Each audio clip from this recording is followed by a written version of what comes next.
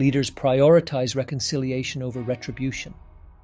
On April 11, 1865, President Lincoln delivered his final address, outlining a vision for post-war reconciliation over retribution, demonstrating his commitment to healing a deeply divided nation. Just 2 days after the Confederate surrender at Appomattox Court House, the speech marked a critical juncture in American history. Instead of triumph or vengeance, Lincoln called for reintegration, healing, and progress. Speaking from the White House balcony, Lincoln addressed a large crowd gathered to celebrate the Union victory. Instead, he focused on the complexities of national reconstruction and the importance of reintegrating the Southern states into the Union in a fair, sustainable manner. He highlighted Louisiana's biracial loyalist government as a practical model for broader Southern reintegration into the Union. While cautious in tone, Lincoln's message was one of progress, encouraging a measured return to self-governance for the Southern states under the condition of loyalty to the Union and adherence to federal law. A significant portion of the speech was devoted to discussing African American suffrage, which was a revolutionary topic at the time. Lincoln suggested that limited voting rights be extended to black men, particularly those who were educated or had served in the Union Army. This proposal reflected Lincoln's evolving views on race, democracy, and citizenship. Although he stopped short of endorsing universal suffrage, his position represented a major step forward in American political discourse. It was the first time he publicly acknowledged black suffrage as a legitimate part of the national conversation, aligning with the broader goals of equality and civil rights that had begun to take shape during the war. One of those angered by the speech was John Wilkes Booth, who was present in the audience. Booth viewed it as a betrayal, confirming his decision to assassinate the president, which he carried out 3 days later on April 14, 1865, at Ford's Theater. While the address is not as widely remembered as some of his other orations, such as the Gettysburg Address or the Second Inaugural, it remains a critical document in understanding Lincoln's final vision for the United States. The April 11th address captured the tension between past grievances and future possibilities, offering a blueprint for national renewal. Change leadership lessons.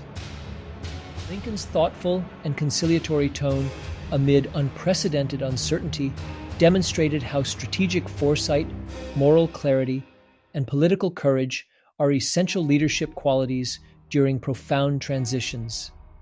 Leaders of change must prioritize reconciliation over retribution to unite divided groups and foster long-term stability. They develop inclusive approaches that address diverse stakeholder concerns while balancing individual interests with collective responsibility. Change leaders need to embrace evolving perspectives to advance inclusion and reflect the changing needs of their organizations and societies. They must balance pragmatism with moral courage to push forward progress while maintaining credibility and support. Leaders of change should anticipate resistance and be prepared to address it constructively to ensure the success of transformational efforts.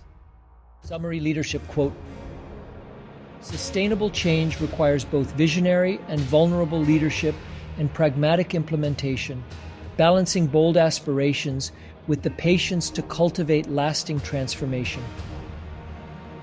Organizational change application. Lincoln's final address exemplifies how strategic vision articulation becomes the cornerstone of fundamental organizational transformation. This historical example exemplifies the principle that effective change begins with clearly articulating the change vision. The leadership recognized emerging post-war challenges before they became existential, proactively positioning the nation at a critical historical crossroads. While preserving core values, Lincoln strategically repositioned national unity by abandoning retribution in favor of reintegration, envisioning not merely reunification, but enhanced collective governance that would safeguard democratic stability. This approach illustrates how leaders must paint a vivid picture, moving from the current A state, a divided nation, to an improved future B state, a reconciled union. The presidential vision built trust across diverse stakeholder groups, by transparently communicating how transformation would benefit all constituents. Demonstrated intellectual rigor by challenging established norms during significant uncertainty.